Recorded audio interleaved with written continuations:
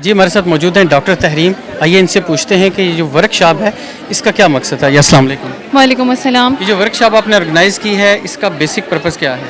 Basic purpose ये था कि स्टूडेंट्स को इन्फॉर्मेशन मिल सके। हमारे पास अभी इस time first semester, second and third semesters के इनिशियल सेमेस्टर्स के स्टूडेंट्स हैं।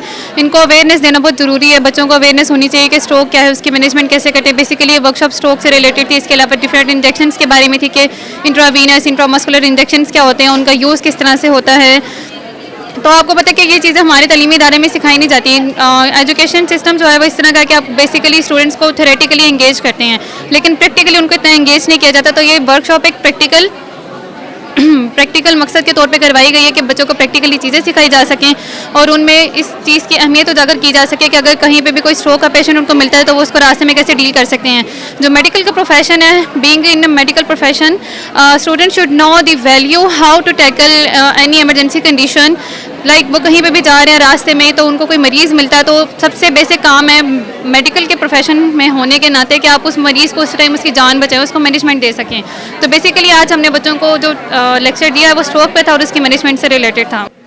जी हमारे साथ मौजूद हैं डॉक्टर रमशा ज़ेब।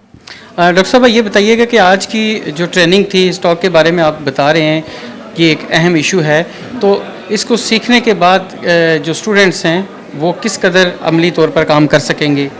देखिए, जो स्ट्रोक है ना, स्ट्रोक एक ऐसी कंडीशन है जो आपके पास लीडिंग टू डिसेबिलिटी है।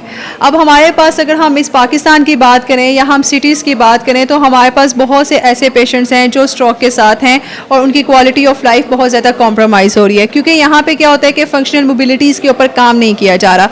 सो आज की इस वर्कशॉप के ऊपर हमने बेसिक इशूज़ के ऊपर बात की है, बेसिक ट्रीटमेंट्स के ऊपर बात की है, बेसिक मैनेजमेंट्स के ऊपर बात की है, ताकि हमारे पास जो बाहर के जितने भी लोग हैं वो इस चीज़ से फ़ायदा लें, ताकि पेशेंट की क्वालिटी ऑफ लाइफ इंप्रूव हो, पेशेंट बैक टू वर्क हो। क्योंकि यहाँ पे देखिए हमारे पास बहुत से ऐसे पेशेंट्स हैं जो यंग पेशेंट्स हैं जिनको स्ट्रोक हो जाता है, उन्होंने फैमिलीज़ को अर्न करना होता है।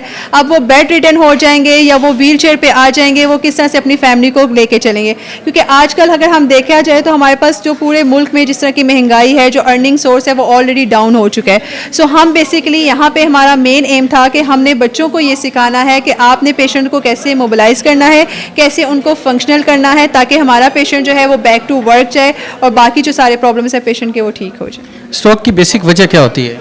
स्ट्रोक की बेसिक डिफरेंट वजह होती हैं, यानी अगर किसी को इस्कीमिक हार्ट डिजीज़ है उस वजह से हो सकता है। जो डायबिटिक मिलाइटिस, देखिए आजकल डायबिटीज़ कितना ज़्यादा कॉमन है, सो डायबिटीज़ की वजह से भी स्ट्रोक हो सकता है। हाइपरटेंशन की वजह से भी स्ट्रोक हो सकता है। जो स्मोकिंग है ये भी कहीं ना कहीं पे आपके पास स्ट्रोक की वजह बन सकती है। सो इसके डिफरेंट वजूहात हैं। सो जितनी भी हमारे पास आजकल प्रोवोकिंग डिजीज़ हैं उसके साथ ये जो है स्ट्रोक बहुत ज़्यादा जो है इसके साथ कॉमन हो रहा है।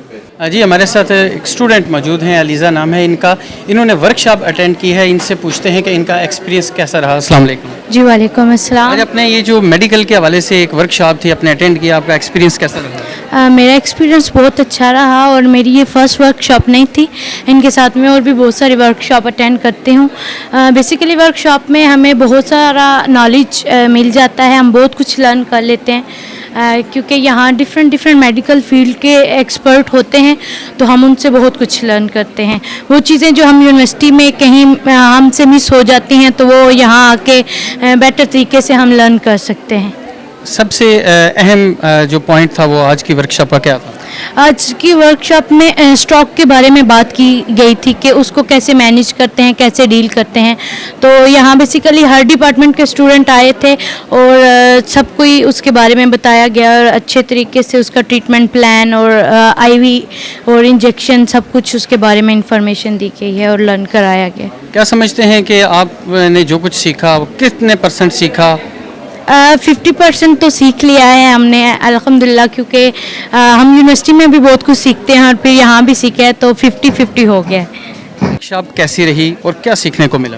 आज की वर्कशॉप बहुत अच्छी थी। यहाँ पे हम लोगों को डिफरेंट चीज़ें सीखने को मिली। सबसे जो इस पे मतलब मोस्ट इंपॉर्टेंट चीज़ थी वो स्ट्रोक के बारे में थी, क्योंकि डिफरेंट डिपार्टमेंट जैसे डीपीटी, एमएलटी, एसएलपी, एमबीबीएस हर डिपार्टमेंट के स्टूडेंट्स हैं यहाँ पे। कुछ डिपार्टमेंट के स्टूडेंट्स को जो है वो कुछ चीज़ें सीखने को मिलती है यूनिवर्सिटी में, कुछ को कुछ।